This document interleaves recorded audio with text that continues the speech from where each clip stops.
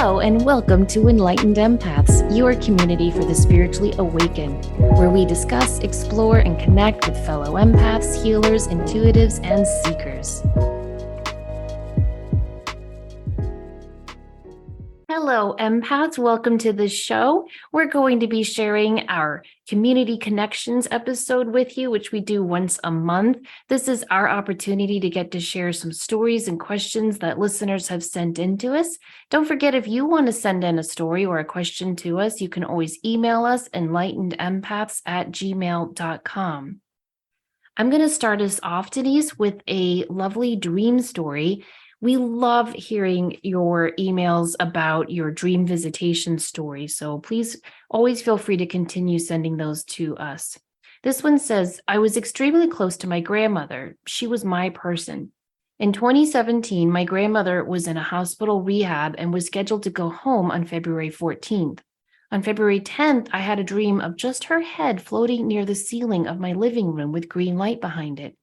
She said, the last time we talked will be the last, in a very matter-of-fact way. It seems so real. The next day I talked to my family and they said all was well with my grandmother. So I just kept the dream to myself.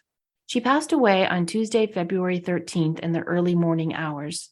My son's birthday is February 12th, and we believe that she waited until after midnight so her death would not fall on my son's birth date. Wow. That's an amazing story because that way she knows that her grandmother's soul knew she was going to be passing because she told her before it happened in this quote unquote dream. And it also shows that our soul does have some choices in terms of when we go. Now, I don't think we always get that choice, obviously, but the fact that she waited until it wasn't going to be on her grandson's birthday is really, really significant, and just a lovely last gesture of love for her grandmother to give to the family. Yes, and that seems to have come up in some other dream stories that we've shared over the past several months, is people having a premonition or a dream visit or a feeling of someone who's getting ready to leave that they do know. And I think often people are aware. I agree with you on that.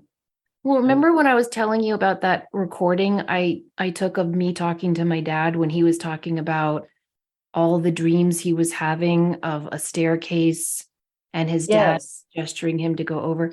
So I was re-listening to that recording and he kept saying, they're telling me I have to go at 6 o'clock. Mm-hmm. And, my dad had Alzheimer's for years, and this was just a very weird, rare moment of lucidity for him. So I had to get my phone out and hit record. And that happened about, I'd have to look at the actual recording date. It was about 7 months before he passed. And so I'm just listening to the recording again, because, just missing my dad and all. And I thought to myself, oh my gosh, he passed away at 6 a.m. Wow. And oh my goodness. Yeah. And I just really hadn't thought of that until I re-listened to the recording. So I wonder if our soul on some level always knows. I don't know. Oh my goodness. It's a lot to think about. It is. Our next one, I've been experiencing communication or premonitions and knowingness about family members passing away. I first experienced this with my brother. About a year before he passed, I knew he would die from alcoholism. I felt his passing wash over me while I was working and was told that this was the path he chose. Now I'm receiving a knowingness about my husband passing away within 2 years. I feel like God is trying to prepare me for this. What do you suggest I do with this knowledge? Ooh, first and foremost, condolences on your brother's passing, because that's a very difficult life to experience with one of addiction. And the fact that you were so connected and felt his passing wash over while you were working, and that was the path he chose. As far as having a knowingness about your husband passing away, I'll use my default, because this is something that I recently was doing a reading and someone asked me for a timeline on when someone was going to pass. And I said, even if I could read the exact time of their death certificate, I ethically wouldn't feel comfortable sharing that. I knew when people in my life were passing as well, and it's a heavy feeling because you want to be wrong. You don't want to carry that. So I think the fact that, thank you for reaching out to us, because we're a safe place to vent this, and absolutely no judgment. We get it. But I do think God getting you ready for this. But I'm at a loss with this one, Samantha. I don't know how to address it. Well, I think sometimes we can get these intuitive nudges, and sometimes they do come to pass, as happened with her brother, but sometimes we get them and either we're wrong or free will comes into play. I had a nudging that something was going to happen with one of my parents in 2016, and I just ignored it and pushed it down, as you do with those types of inner knowings. And I was very worried about it, and I didn't share it with anyone because, it's just scary. And my parents had a really, really bad car accident. We didn't know how far along my dad was into his Alzheimer's. At the time, we thought it was Parkinson's, and he went through a red light, and it was bad. They were in the hospital for a long time, but they survived. And so it could be that there's going to be an event coming up that's going to feel life-changing, but isn't necessarily life-ending. Either way, I would just take this as a reminder to enjoy the present moment. If there's a trip you guys want to take it. If there's things you need to tell him, tell him. I wouldn't share this with him because I do believe in that placebo effect, that we can sometimes make things happen if we believe them. But I would take that intuitive nudging as a reminder to just enjoy every moment, praying that there's more than 2 years. Yes, that's an excellent way to look at that. Thank you. Okay, our next one says, I just have a quick question. What would you recommend I do to find out why I have extremely vivid lucid dreams of dead people? Sometimes it's in a pleasant setting, sometimes not so much. I also find myself traveling in my dreams. I've kept an extensive journal for years and feel like these spirits or souls are showing me their personal history. What can I do to help me interpret or help these souls? Clearly, they're not giving up coming to me, as this has been going on for years. I've also seen many apparitions. I'd love to feel like I've slept through the night just once and feel rested. Any suggestions are appreciated. Okay, so this is an example of someone who I call a soul traveler or a night worker. And I do think that many of us are called upon in the dream state to help newly arrived souls recognize that they have passed. I think sometimes we're called upon to hold space for them while they're going through their life review process and letting some things go from their earthly life.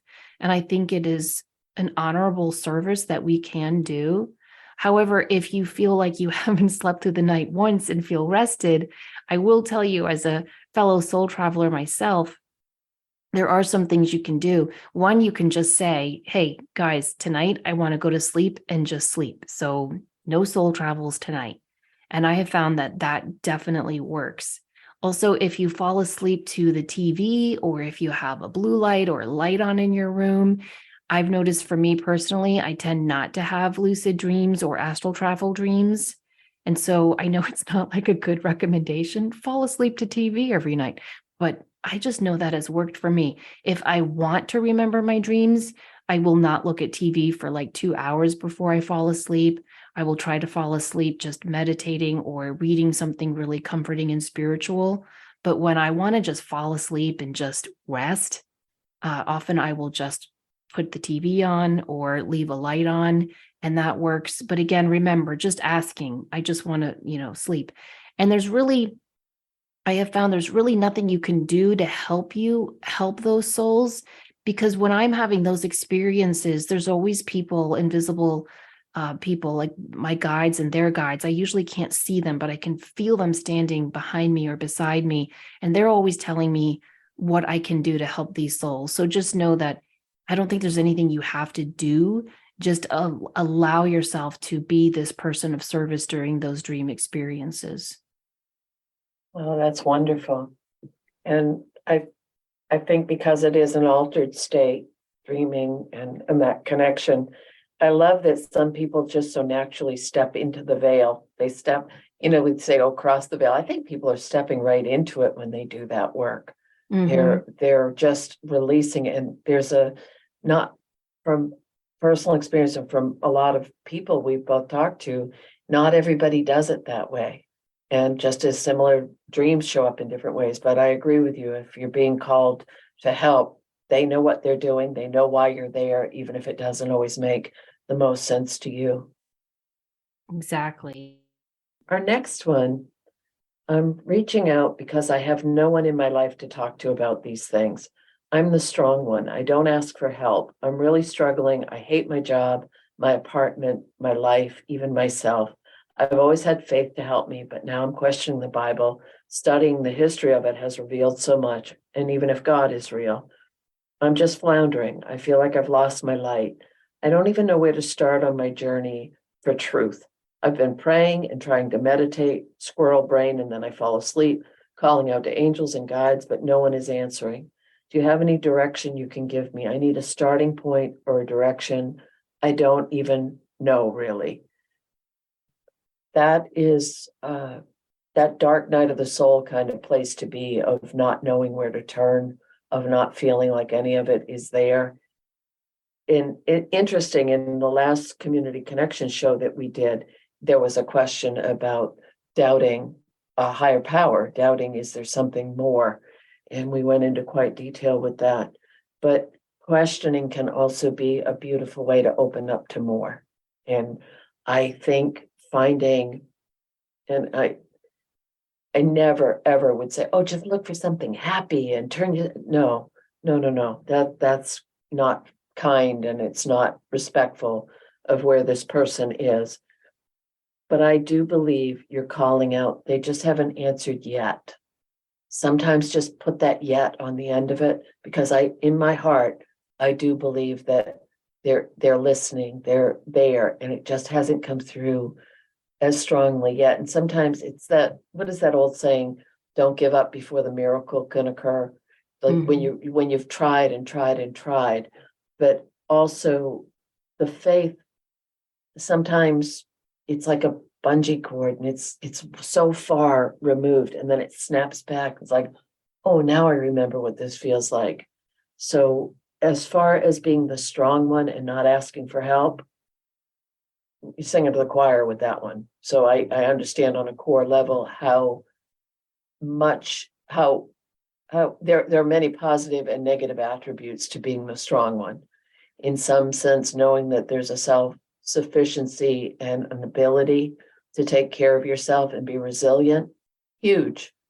But it also makes it that much harder to lower the drawbridge and let people in to help you. Including your guides. Yes. Yeah. And so I would definitely start with learning to receive more and open your arms more in your daily life so that you can start to receive the help that your guides are most likely already trying to give you right now. I think we've all felt this way at some point. And I'll tell you one thing that keeps popping into my head. I remember I had to teach a poetry class once, and this one kid raised his hand halfway through the semester and he goes, Miss Faye, all these poems are so depressing. Like, why are all these famous poems about sad stuff? And I thought about that, and I thought, yeah, I've always wondered that too. And I said, when you're happy and everything's going great in your life, we very rarely pause to think, oh, let me pause and enjoy this happy moment, and let me write about it or paint about it or talk about it. We're just in the moment and enjoying it. And it made me realize that it's often in those darkest moments of our life that so much beauty and growth and joy actually is created. Do you ever think about that? Like it sucks to go through it, and it feels like it's never going to end when you're going through it, but you do get through it. There is always a light at the end of that tunnel. And when you look back at that tunnel, you realize how much you've grown and changed through that. There was a musician years ago, had a strong, strong following in Maine, was a nationally known international musician, but had a really strong following here. And oh my goodness, rip your heart out, sad, but the energy of this person and the heart behind it. And then he met someone and fell in love, and it changed his whole songwriting and his style. And he lost a lot of listeners because he wasn't writing from that same place. And I'm really happy that things, that he was in a better place, but it changed his whole, everything he was putting out creatively was completely different. Yeah. And so I think it's important to recognize that there's some good in every situation, even the most terrible ones. And I think when we get in those moments where we're questioning everything, who am I? Why am I here? What is out there to help me? What is the point of this? I think it's in those moments that we have to hold strong and remember what what do I normally do when I'm feeling a little lost? And I think we all have our own reflexive go-tos. So for me, it's always reading. So of course, I would recommend books like The Interior Castle by St. Teresa of Avila or Dark Night of the Soul by John of the Cross, or really anything by Wayne Dyer, anything that's going to uplift you. But maybe reading books isn't your thing. So you might want to look back into your life and think, whenever I've been feeling a little lost or alone, what have I done to pick me up, and do more of that. But also try to lean into this moment and think, all right, what is this teaching me? And when you start to accept these feelings of isolation and loneliness and despair rather than push them away, that's how you begin to work through them. And I think Denise is right. As you start to learn to receive more in your life, whether it's just a compliment or receiving a moment of a beautiful sunny afternoon in the midst of February, I think sometimes that starts to have a domino effect. And then you're able to receive the help that your guides and angels are trying to give you. And ask people to pray for you. Prayers from other people have been shown to be so much more potent and powerful than prayers we say for ourselves. And if you don't believe me, just Google Dr. Larry Dossey. He's done a lot of research on this and has been able to prove that. So ask for help. And I know that might be a new thing for you, but just ask people to pray for you and know that that will help as well. And know that we will be praying for you. Yes, and to feel that love and that spark, and I always equate exactly what this person, she said, or he said, or they said, that I don't feel like I've lost my light. And the picture that I've always had in my mind with that is that we all have a pilot light, and sometimes starts to get really low and it starts to flicker a little bit, and we have to turn that light up a bit. But one of the things, if you're working as an intuitive, this person feels very connected to me. This is just something you can do with your physical body, is you can put your arms out to the side. So push your arms back and like feel that resistance a little bit of pushing your arms back, and then tip your head up. That, just doing that physical motion, opens your heart chakra. So if you tip your head back a little bit and you open up and just, you can send that love to spirit, you can receive that love. But I think working on that heart space is going to help the receiving become a little more gentle. That's a great suggestion. You know what else I like to do? I like to stand barefoot, on the grass and open my arms, and I say, any energy that is being taken from me or has been taken from me in all directions of time, I now call back to me. Mhm. And I find that very simple, but also very, very powerful, because sometimes that's what leads us to feel as though our light has gone out. It's just too much energy's been taken from us and we haven't had time to fill up and charge up our battery again. And so again, just asking for that to come back to you can be really, really helpful. And maybe asking too for like-minded people to, because we're here, and I love that they reached out and said, they trust us and respect where we are and that they have no one to talk to, but we're there's a lot of us out there now and we're finding each other. Well said. Okay, our next one is another dream story, and it says, in January 2018, I was cleaning out the basement, and in many different boxes, I came across items from an old boyfriend over 20 years ago. And so I threw it all away. About a week later, I had a dream, and that same old boyfriend and I were at the restaurant where we had worked together. He had a beard, which struck me as odd. I'd never seen him with a beard before. He was behind the bar where he bartended and had the entry piece of the bar lifted up, so there was no bar between us and we could talk. There was an orange light everywhere, and it was the most loving energy I've ever felt. In the dream, he said, "You have a son? I'd like to meet him." I said, "Okay." We talked a lot, but that's the only part I remember. When I woke up, I tried to go back into the dream just to get that amazing feeling of the love from the orange light. A few minutes later, my then 4-year-old son came out of his room and said, "Mom, I met a man last night. He had dark hair and a beard and said he knew you." I was rushing to get to work, so I didn't have time to focus on it. At work, I still felt that feeling of that orange light. I could not shake the dream. It was so real. When I got home that day, I kept getting this nudge to look him up. I put his name into Google as I stood holding my iPad waiting for the result. I literally fell to my knees when up popped a picture of him with a beard as part of his obituary. I was in shock. He had passed unexpectedly in August of 2017. To this day, I still cannot believe how all of that unfolded. I guess he was trying to get my attention when I was cleaning the basement. Then he realized he needed a different approach. Wow. That is so indicative of how souls will often come to visit us just to say, hello, I'm okay, hope you are too.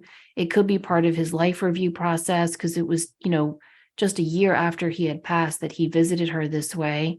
And he was just wanting to check in and let her know that he was okay. He was in this loving light, happy that she had a son. And that's just amazing. It is amazing. And the connection that, as John Holland says, love never dies, it always continues. So as mediums, do you think, so I don't know if you do this, but I do this not all the time, but sometimes. If someone pops into my head that I haven't think to, that's my default, is to check to see if it's an obituary, if there's an obituary, and see if I'm connecting with someone in spirit. Do you ever do that? Yeah, sometimes I do. Okay. Okay. So just making sure I still have both oars in the water. Our next one is has a story they'd love to share about an experience that their sister had. My sister, who is a mother to a beautiful 2-year-old daughter, sent me a text that said, "I was dancing while holding Penny, and she started naming people in the pictures on the shelves behind me. She pointed at our mom's picture and said, 'Grandma, I lost it.' The reason this moment is so amazing is that our mom, my niece's grandma, died in 2016 from a long battle with ALS. My sister and I were so important to our mom, and all she ever wanted was to see her grandchildren. My sister told me that she's shown our mom's picture to Penny and told her this is her grandmother, but only maybe twice and not recently. Plus, my niece is only 2. I told my sister that to me, it was a sign that our mom is there and in communication with Penny. There's no way death was going to keep her from seeing and being there for her granddaughter, especially when my niece is also named after her grandmother." Oh, I love that. And it just validates little people have not shut it off. They are wide open. And I'm sure that Penny in spirit comes to visit little Penny a lot. Don't you see that in readings often when you name someone after a loved one in heaven? There does tend to be a special connection between those two. Yes. Yes. I find that absolutely interesting. And what a beautiful story. Thank you for sharing it. Okay, our next one says, "I dreamed I was sitting at a table and talking to you, Samantha, several days before Christmas. Unfortunately, I don't remember the whole dream, but I remember being told that you recommended aventurine, green aventurine. So I looked up the stone, and if anything, I could use the good luck. Then I dreamt that you and another lady, a brunette, came into my room with a box. You said, 'I'm not scared of any of this, and you shouldn't be either.' Then all of you were taking things out of the box and setting them down around my room and bed. I think that dream might have to do with my divorce. Also, even though it is a bit out there, possibly 2 curses. A couple of months ago, I was listening to an Audible book while running errands. The author was commenting on how curses and hexes are rare occurrences. The book wasn't interesting me very much. After loading up my daughter from preschool, out of nowhere, she says, 'You have 2 curses.' Oh my gosh, I have to pause. Denise, can you imagine if your little preschooler just popped out and said that? My daughter has speech delay, so I was a little excited she said a full sentence, yet it was also unsettling. I sprayed some sage spray in the car and said a little prayer. I might have misted her a little and myself too. I have neglected my spiritual and physical self-care for some time. It was just this past year when I decided to take action. It has been positive, yet I have had many unusual physical injuries and illnesses and other things that just set me back. I wonder if maybe my husband's emotions and words inadvertently caused some issues. Also, something in myself, maybe self-sabotage. possibly a generational curse or unsettled dilemma from a past life. Okay, well, I'm so conflicted about that word curses. Are you, Denise? Yes. Conflicted is a good way to say it. Yes. Yeah, because on Psychic Teachers, Deb and I did a whole show on curses, and I did all the research and, the Hope Diamond, like all those famous curses. And it is weird. And yet, I don't know. There's so many fake, fraudulent, quote unquote, psychics who are using that word curses to really take advantage of people. So it's just kind of a triggering word for me.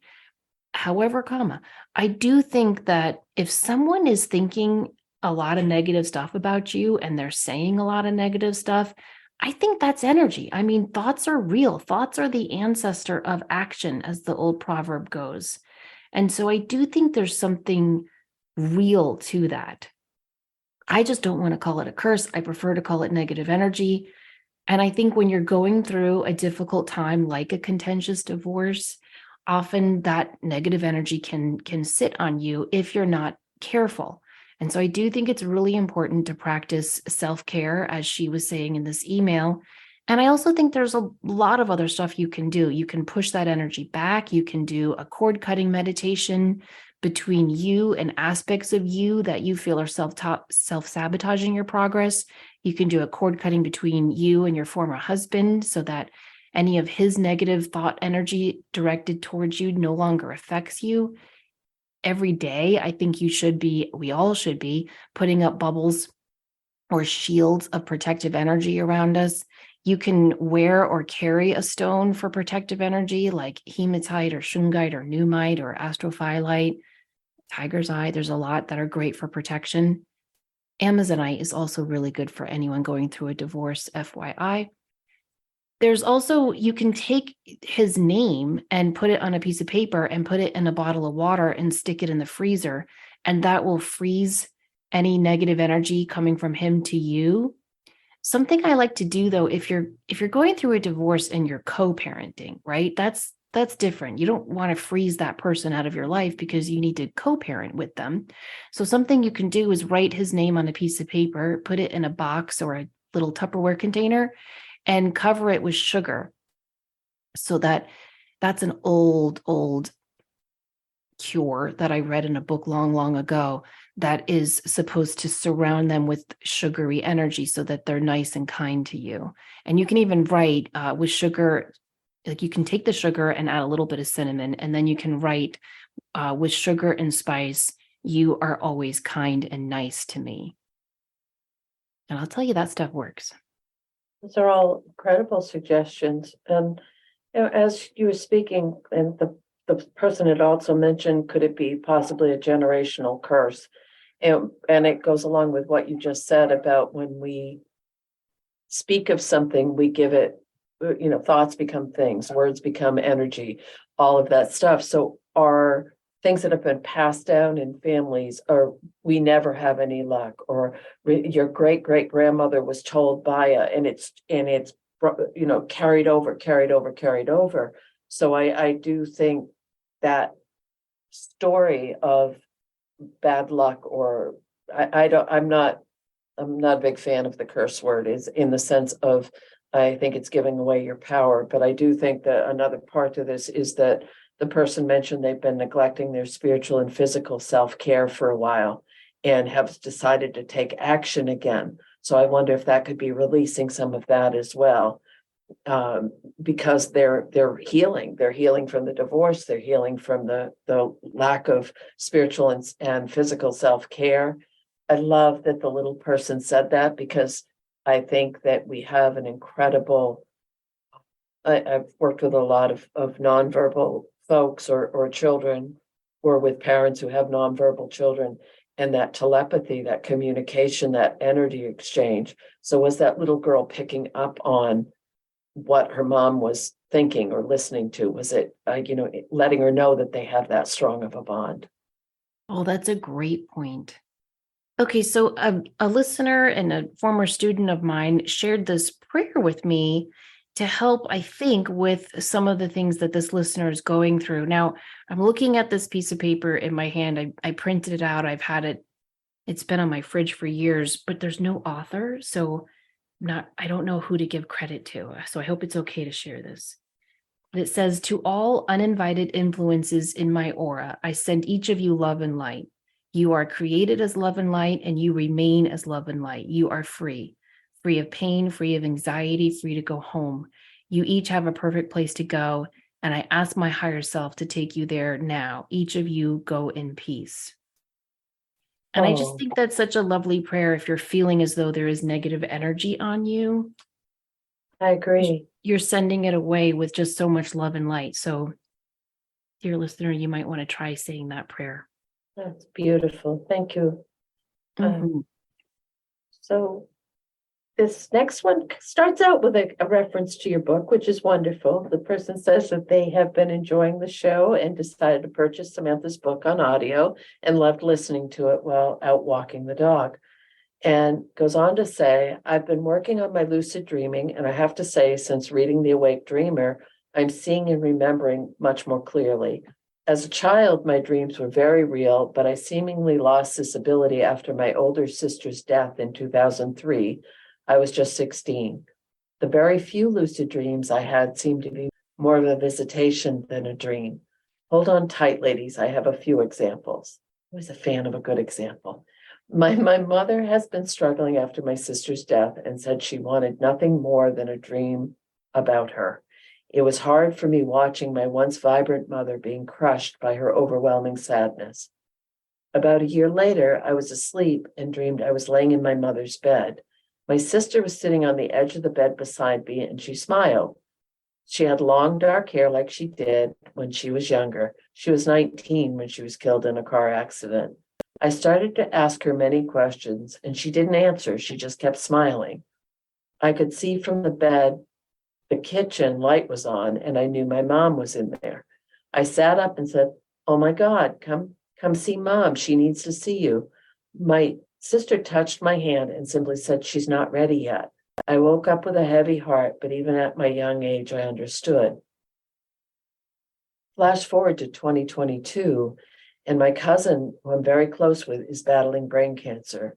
She was a bridesmaid in my wedding and godmother to my second born. She held on until her godson's second birthday and passed in the wee hours the next morning. I wrote a eulogy for her, as I did with my sister. I've spoken at far too many funerals for someone my age. I agonized over what I wrote, changing lines and up until moments before I spoke. I felt incredibly unsettled about it. I had many people tell me I did a wonderful job, but between my grief was a feeling that what I said just wasn't good enough.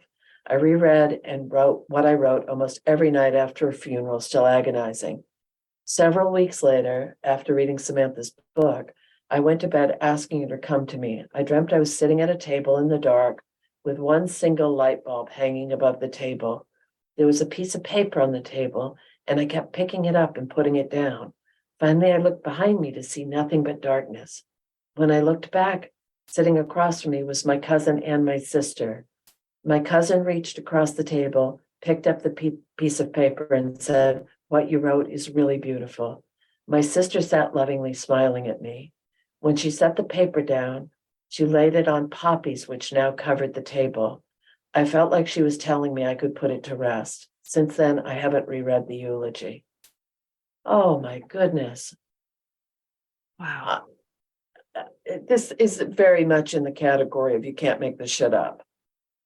Isn't that the truth? Wow.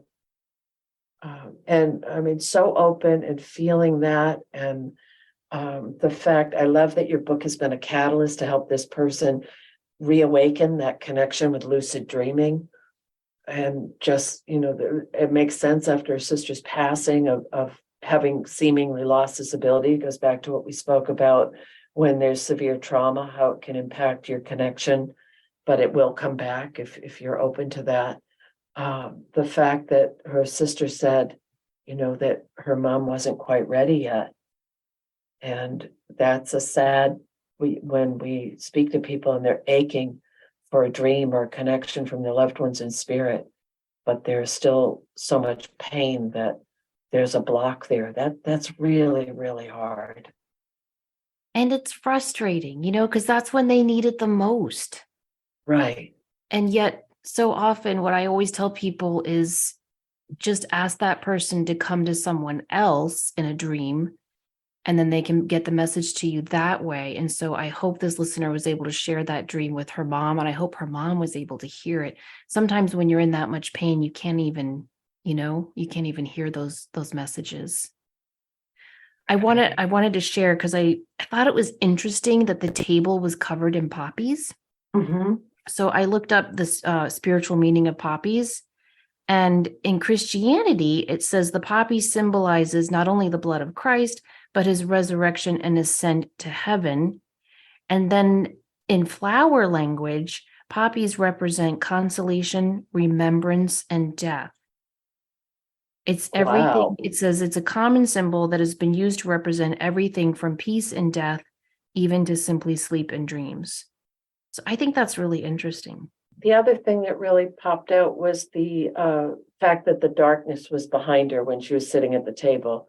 And there was that single light, and there was a piece of paper on the table, but there was behind her, there was nothing but darkness, like putting that dark behind you and being so present there with her cousin and her sister. It's almost like they kind of set up this little date out in the ether somewhere. Yeah, exactly. It's so cool. Thank you for sharing that. Okay, this one says, recently I had a dream about someone from my hometown who passed away from cancer that I knew but not well. Her daughter is my age. We were in the basement of a dark house and her daughter was sobbing, saying, how can she live without her mom? She had no idea what path in life to take. Just then, her mom showed up with a lantern behind her to light up the room. She was stunning and was just emitting pure light and joy. Her daughter couldn't see her, unfortunately, but I could. Her mouth didn't move, but again, somehow telepathically, her mom told me she would always be there to light the way for her daughter. I told her daughter to start walking and her mom would light the way. Her mom quite literally walked ahead and turned on lamps all over the house so we could follow the light out. Next, we were sitting at a table, and her mom said she would be there to support her always, especially during her wedding. She had just gotten engaged. She said, whenever you find yourself thinking, what would my mom say or do? You already know the answer. You know me better than anyone, and I will always be behind you and your brother, supporting and loving you from where I am. It felt so real. I do not know this girl well, but I did end up reaching out to her and asking if she would be open to hearing about the dream I had about her mom. We ended up talking, and thankfully she said she absolutely needed to hear that and was so grateful I told her. Wow. Again, there's an example, Denise, of someone not being able to come to their person in a dream, but coming to someone else who could get the message across. And again, we have the symbolism of the light, the lantern Right. lighting the way. Yes. And the telepathy that a lot of times we just know what they're saying. We know what the message is that's being given to us. And this is and also a table. So, Yeah, oh my goodness, there's a lot of correlations with this one. yeah, that's so true. It just makes you think about how much our loved ones on the other side want to connect with us and let us know they're still with us. And yet, we can't always see them. But, we had Spring on a couple of weeks ago, and she had said that the veil is getting thinner. Remember, she kept calling it paper thin. Yes. And I wonder, I have been feeling that because so many more people are opening up and starting to talk about this and feel comfortable sharing these stories. And I think that's really, really important. I had to do a pre-interview for a show I had to go on to talk about my book, The Awake Dreamer. And the interviewer guy said to me, what's one of the most impactful dreams you've personally had? So I shared the dream where my mother-in-law visited me in a dream. And he sat back and he said, wow, that's an amazing dream experience. And I said, yeah. And he said, and he shared a dream he had where his uncle came to him right after his uncle died. And he said, I just thought it was a dream. I never shared it with my aunt. And I said, well, I hope if nothing else, our talk today reminds you to share the dream with your aunt, And he said, well, that dream was like over a year ago. I said, it doesn't matter. Like that's an impactful dream. He had a dream where he saw his grandmother, who had passed away years before, welcoming the uncle, her son, to the other side and was embracing him and holding him. And I thought, Oh, you need to share that. And he said, really? You don't think she'll think? And I said, no, just share it. So many times we have these experiences and we think, oh, that was just a dream, or, wow, what a vivid imagination I have. And yet, as we make the time to realize that these dreams aren't always dreams, they're actually visitations or soul travel experiences, the more we feel comfortable sharing them, the more other people, and it has this beautiful effect where soon we're all sharing that light. oh, so, so, so beautifully spoken. Thank you. And haven't you noticed that people are having more dreams, more connection over these last few months? I had three different people that they had, and this isn't a positive, but they had troubling dreams all on the same night. And I got three different emails. I said, I dreamt this or I dreamt that. And I said, well, I'm not your dream person, but we looked at whatever. But I think that there's something that we're tapping into more deeply, not only our own subconscious and our own personal experience with the dream world, but that whole energy that we're getting surrounded with as well. How does that work out? Like when so many people are having, and one, they were graphic dreams. They were heavy dreams, Were they negative or scary or both? both. Okay. I think often when we have those negative, scary dreams, it's very important to pay attention to them and to look at them more symbolically than literally. So when we have nightmares, are usually our subconscious's way of telling us something that we're not paying attention to in our daily life, a fear or a little intuitive nudging that we're repressing or suppressing in some way. And according to Carl Jung and several other dream researchers, when you have those dreams, every person in the dream, whether you know them or not, whether they're alive or have passed on, represent an aspect of you. Right. So you have to look at, okay, well, this scary person was chasing me, or this scary thing was doing. You have to look at what aspect of that is me, and what is this trying to tell me?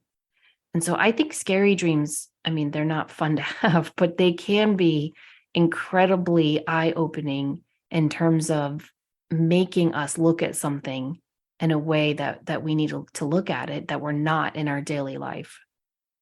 What's interesting is as you were talking, I was like looping those three people and those three dreams together that they shared with me.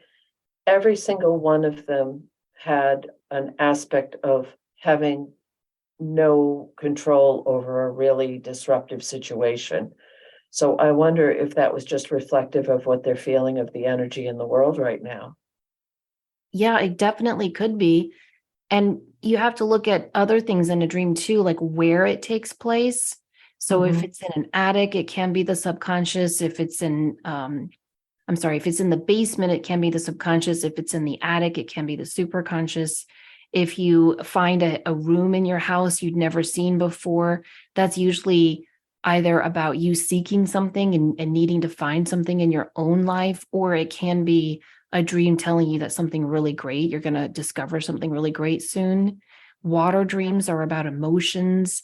Bathroom dreams, a lot of people have dreams in the bathroom, Mhm. the tub overflowing or something like that.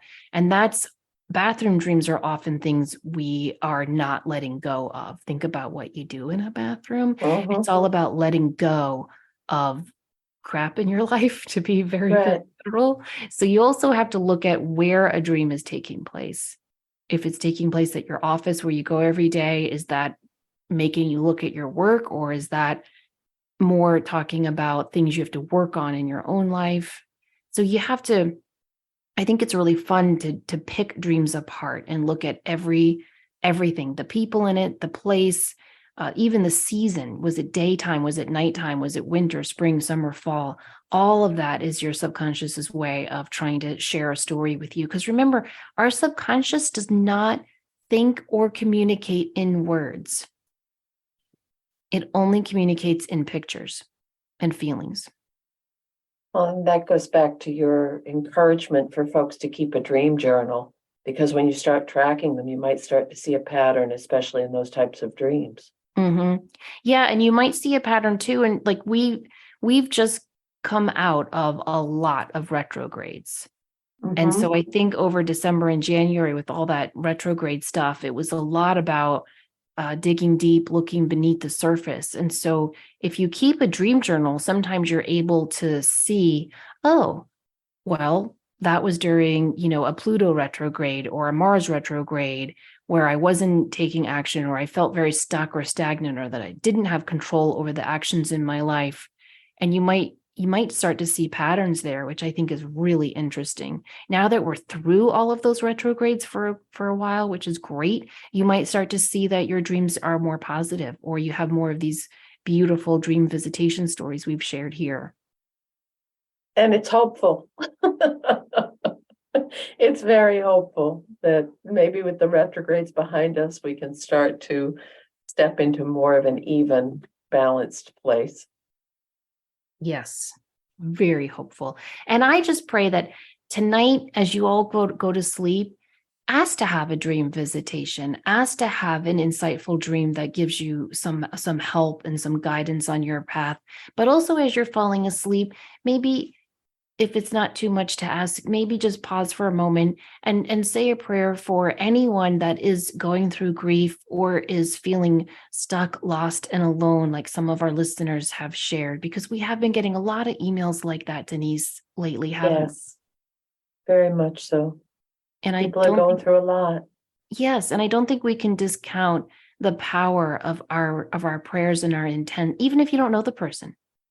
Right. You can still just say, I wish a blessing or good luck or something wonderful and mystical happens to anyone right now feeling lost and alone and in need of guidance. And that intention, that prayer, whatever words you want to put on it, will go out to the people that need it. And I think we all need to remember that we have that capacity, that light within us, to share and send that joy and that blessing and that light to anyone who needs it. Oh, I love that. And maybe coming from a place of anonymity about it, where you may not know where it's going, but you're sending that pure intention. It's going to help someone that you may never encounter in this lifetime, but who needs it more than someone that you may think, that comes to mind immediately. Yeah. Well, one quick story I shared in my book, a listener had emailed me and said, I listened to your episode on the power of prayer. And she said, so I fell asleep just saying, anyone who needs good energy, positive energy, a blessing, I pray that they get it. And she fell asleep repeating something along those lines over and over and over again.